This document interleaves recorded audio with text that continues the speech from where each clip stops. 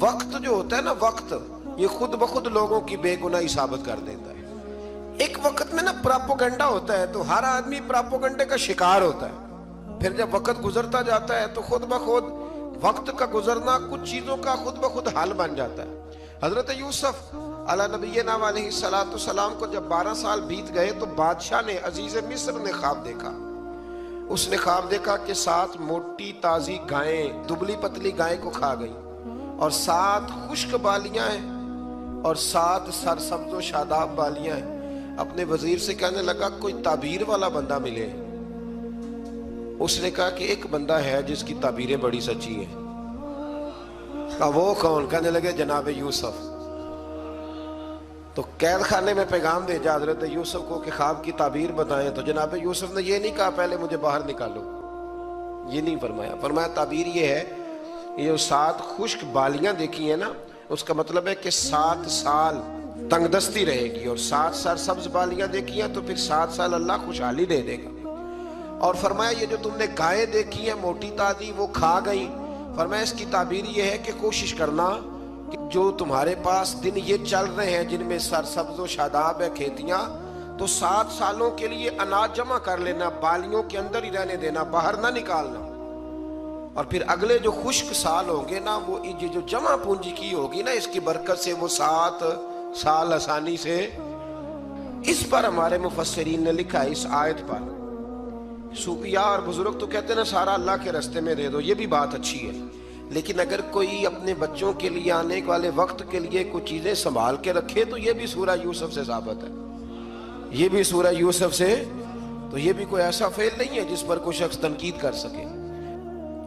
حضرت یوسف نے جب تعبیر بتائی تو بادشاہ کہنے لگا کہ انہیں باہر نکالو۔ آپ فرمانے لگے میں نہیں نکلتا بھائی۔ آپ کیوں نہیں نکلتے؟ کہنے لگے پہلے اعلان کر کے لوگوں کو بتا کہ میں بے قصور ہوں۔ وہ جو تو نے پراپوگنڈا کیا نا اپنے منہ سے اعلان کر۔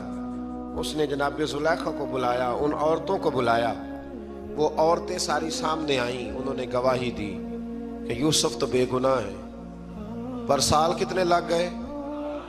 اللہ اکبر، 12 سال لگ گئے۔ یقین کریں کچھ لوگوں کو یہ ثابت کرنے میں نا کہ میں ٹھیک ہوں زندگی بیت جاتی ہے، اور میں تمہارا خیر کا ہوں زندگی بیت جاتی ہے۔ لوگوں کو ہوش تب آتی ہے جب مزار پر چادر ڈالنے کا ٹائم آ جاتا ہے، ہوش تب آتی ہے، لیکن پھر ہوش کا کوئی فائدہ۔ 12 سال کے بعد بادشاہ نے ان کو بلایا اور کہنے لگا کہ یہ جو خواب میں نے آپ کو سنایا اب کرنا کیا ہے؟ تو حضرت یوسف کہنے لگے تم سے کچھ بھی نہیں ہوگا، اگر کچھ کرنا ہے تو پھر یہ خزانے کی ذمہ داری میری لگاؤ۔ اگر کوئی قابل آدمی ہو تو وہ آگے بڑھ کے بات کر سکتا ہے۔ یہاں ہر بندہ ہی آگے بڑھ کے کہتا ہے مجھے دے دو ڈیوٹی، لیکن قابل ہو تو وہ آگے بڑھ کے بات کرے اور سمجھے کہ میرے علاوہ کسی کے لیے مشکل ہے تو پھر وہ آگے بڑھے۔ حضرت یوسف نے جب کہا تو انہوں نے آپ کو وزیر خزانہ بنا دیا۔ پھر ایک وقت آیا کہ وہ عزیز مصر ہی بن گئے۔ قحط پڑ گیا، جب مصر میں قحط پڑا تو دائیں بائیں بھی قحط پڑا۔ کنعان کے آپ رہنے والے تھے، وہاں بھی قحط پڑا۔ حضرت یعقوب بیٹے کی یاد میں رو رو کے تو آنکھوں کی بینائی چلی گئی۔ اور یارو باپ بھی بڑا ہی پیار کرتا ہے، بڑا ہی پیار کرتا ہے، بڑا ہی۔ پتہ ہے باقی تمہیں تحفے دیتے ہیں، باقی تم سے محبت کرتے ہیں، تو باپ تو بیٹے کو اپنی جوانی دے دیتا ہے، اپنی جوانی اپنے بیٹے کے نام کر دیتا ہے۔ باپ بھی بڑا ہی پیار کرتا ہے۔ سنگیو کوئی نہیں تول سکتا۔ بچے ایسے گھوم رہے ہوتے ہیں نا ابا جی کے سامنے، تو ان کا اٹھنا بیٹھنا چلنا ہی بڑا پیارا لگتا ہے، کا آنا جانا ہی بڑا پیارا لگتا ہے۔ باپ کا تو قد روز اونچا ہوتا ہے کہ اللہ نے مجھے لال عطا فرمائے۔ حضرت یعقوب کی آنکھوں کی بینائی چلی گئی رو رو کے۔